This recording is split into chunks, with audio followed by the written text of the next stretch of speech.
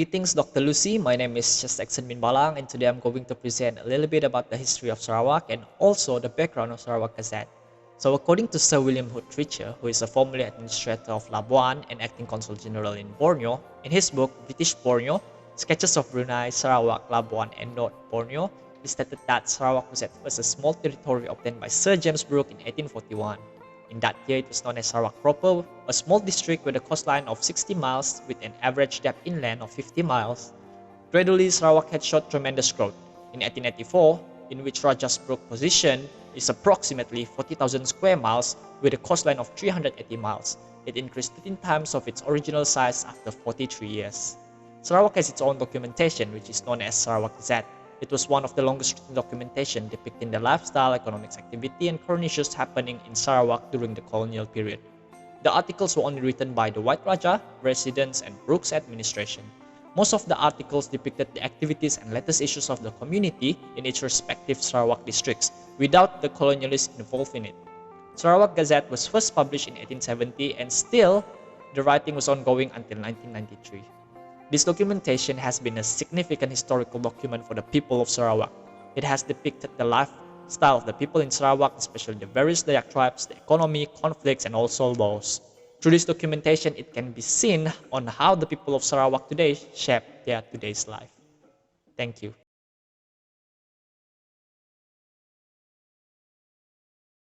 Hi, I'm Himan Daniel and I'm going to present to you about our first depiction of the article from Sarawak Gazette, which started in the year 1870 in Tigora. From the Sarawak Gazette article in the year 1870 by the words received by Reverend J. Perham, reporting of a hailstorm at Tigora. He found that a few Dayaks in his house at the time carefully collected the hail into their hands and breathed upon them. With the idea of preserving, they think that the Batu Ujan gave them some sort of charm or obat, meaning they will have some kind of power that they absorb into themselves. For them who rarely see this natural occurrence happen in their lifetime, they consider it to be something special. This shows that superstitious belief is quite heavily practiced since the old days. Next up is mannerism being depicted from the article, as clearly explained in Sarawak Gazette when one of Perham's schoolboys was in the house at the time and suggested that the hail is only because of the rain where he had heard from the Tuan himself. But his idea was quickly dismissed by the others. What I mean by that is from the older men. When asked the older men of ever seeing a hail, they mentioned only some misty collection they had of such storm in Saribas in olden time. This significantly shows that the younger generation respect and listen to their elderlies with such high level of mannerism and didn't dispute even the elderly said it via their tongue with no proof. Greetings, Dr. Lucy. My name is Annabelle, and today I will elaborate my analysis on the Sarawak Gazette article that I've chosen dated on the 20th April 1871. The article depicted about the shortage of rice supplies to feed the Chinese community, and their nature refuses to grow their own paddy field. In Busau and Tagora, the Chinese community are showing awareness on farming the paddy in a larger scale.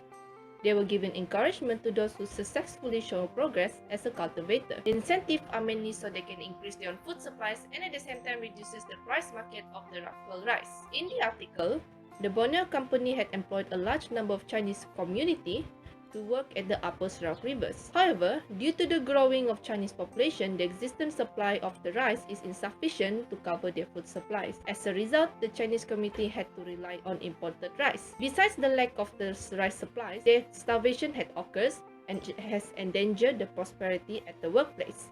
The problem of the famine of the rice supplies not only occurred because of the lack of the rice supplies but also of the delayed arrival of the imported rice. Hence, this caused another issue, where the European resident has to feed their Chinese laborers with their own private store. However, despite the consciousness developed among the Chinese community regarding the issues, the Chinese are not interested to grow their own paddy due to their impatient attitude on biding the paddy to be matured enough to be harvested. However, even so, there is no doubt that if the Chinese decided to grow their own paddy, the quality of the paddy will be more quality comparing to the Chinese Dayak paddy. With that, I conclude my analysis that there is a shortage of rice supplies to feed the Chinese community and the nature of the Chinese community refusing to grow their own paddy. From the depiction of the articles, the shortage of the rice supplies started when the Chinese immigrant came to Sarawak and has increased their population since then. Furthermore, the Chinese community is also seen as the burden as they need to be fed. The dependence of imported rice is also seen as a dilemma towards to those who had employed a large number of Chinese people. On the other hand, the nature of the Chinese community that refuses to grow their own paddy is mainly because they are working with the Borneo company and does not have time to be a full-time cultivator. Greetings, Dr. Lucy. So for my analysis, I have chosen the resident depiction towards the local community in Baram, and the depiction by the resident was made in 1906 when he visited the local community for 3 months from October 1906 to December 1906. Within the resident visitation starting from the 2nd of October 1906 and before returning to the fort on the 7th of October, the article has depicted an issue and resolution of the Dayak tribes in Baram as they face an issue regarding their marked boundaries of land. The Dayak tribes that were involved is the Ntulang Dayak and the Kaleka Dayak. The Ntulang Dayak had disregarded their marked boundary for farming, and the resolution for it was a $140 fine. Upon the resident visitation in 2nd of October 1906, he spent the night at a Penghulu's house which is known as Penghulu Ringgir. In the article, the resident depicted the Penghulu as a good leader as he is very honest and straightforward, if not a clever man, he stated. Furthermore, upon the resident returning to the fort on the 7th of October, he depicted a situation where the authority arrested some debtors, but they were unable to apprehend the Dayaks who are living amongst the Kalabits as they had run away deep into the jungle when they saw the police. To conclude, the resident depicted an issue that were faced by two tribes and their solution regarding the issue. And then, the resident depicted the good leadership of a Penghulu and the action taken towards the debtors from the Dayak tribes, which some of them managed to run away from being arrested. And then, on the 11th of November this same year, the resident portrayed the Kenyas tribe of Pata River in Upper Baram, which led by the Penghulu, Tamalawai were facing with starvation as they lived by themselves at the side stream, far away from traders who could have assist them with foods. The resident mentioned that he tried to persuade the Penghulu of Kenya tribe and its people to move to the main Baram River. Through the persuasion, the Penghulu promised the resident that they will move to Long Palay, which located at the main river, but only after they had done with their harvest.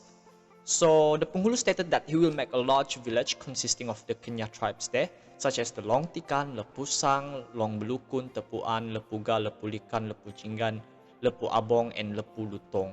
To conclude, the resident depicted a major concern about the well-being of the Kenyas tribe living in Upper Baram as they live by themselves and facing with starvation. And besides that, the article shows that the Penghulu, Tamalawaja, was very cooperative to move from Upper Baram in order to end their tribe's starvation. Within October and November, one of the common depictions in those 2 months were the prisoners, which of course consisting of the local people. The prisoners were in charge for labor in Upper Baram. They repaired government buildings, construct new roads, clearing out ditches, and even repaired the bathroom floor of the British fort. It is very clear that the prisoner was in charge for physical works for the Brooke administration at that particular time. Lastly, in the early of December 1906, the resident visited Aka River at Long Sinai. Within the articles, he portrayed a dispute between two different tribes of Kalabits, which consist of the Pamada and Bah Kalabits. The Pamada rejected a buffalo and demanded for a slave. However, the Bah Kalabits leader, Tamalibut, would not give a slave as it against the government custom.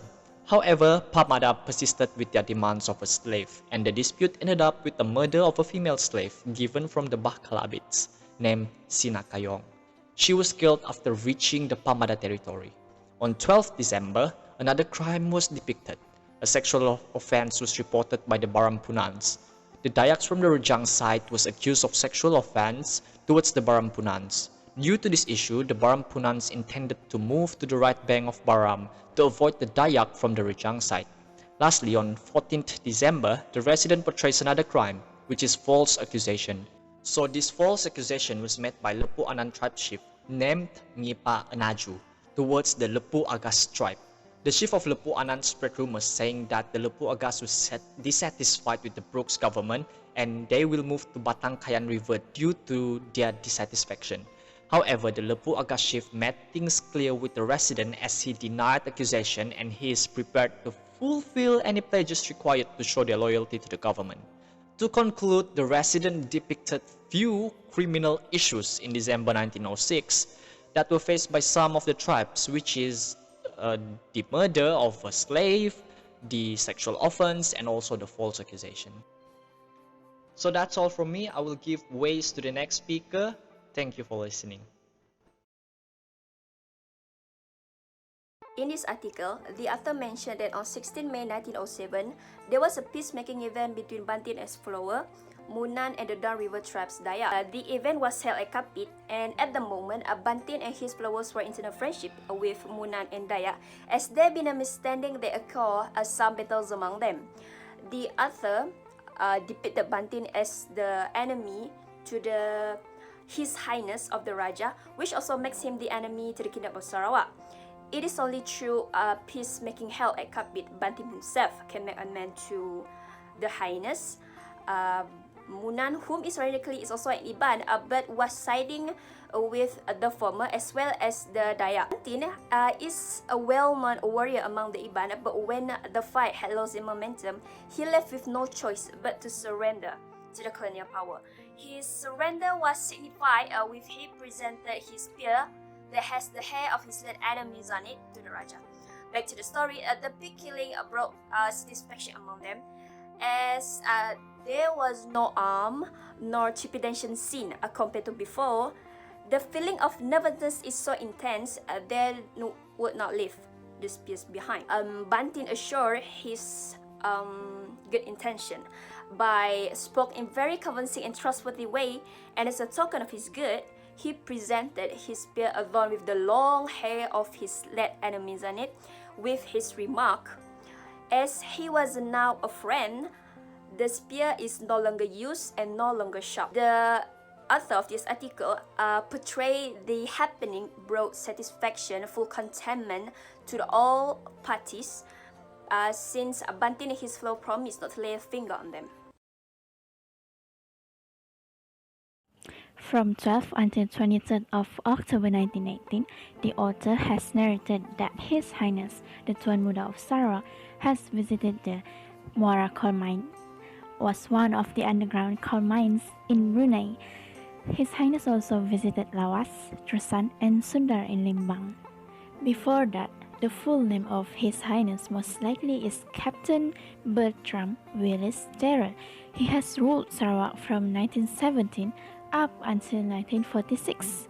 His Highness did his job well, which had called on 2 occasions, and several matters have been brought to him, but nothing that important. On 29 October 1918, His Highness got called from Sultan Brunei. Then His Highness went to Brunei. While the Kadayans at Kampung Tegarai were having had few disputations over their paddy and buffaloes, they were arguing. After having a poll, the paddy planters should have a fence to protect their paddy, so the buffaloes were essential in planting paddy, as they helped the Kadayan farmers cultivate their lands. We moved to the court situation on October 1918 at Kampung in Lembang, whereby Ahad and Saleh eloped with Kelong and Haj Damit's wife. The wife's name did not mention in the Gazette, might due to protect her disgrace. They did not only elope, but committed crimes at the same time, by stealing a large sum of money, some gold ornaments, and a boat from the kampong to be their transport run from the kampong. Unfortunately, they were caught at Ewat and imprisonment for 1.5 years, with a penalty of $69.38. The depiction from the author is similar towards double standard between 2 different groups from incompatible social classes. It's significant when the author only emphasizes the colonist uprightness in his writing while focuses on the citizens' offense. Now that we have reached the end of this video, as well the end of this assignment itself, what have we, the researchers, learned? Well, for starters, as a Sarawakian myself, I am proud not only because I was able to show to my fellow researchers who are from Sabah and Selangor the beauty and the complexity of Sarawak social life.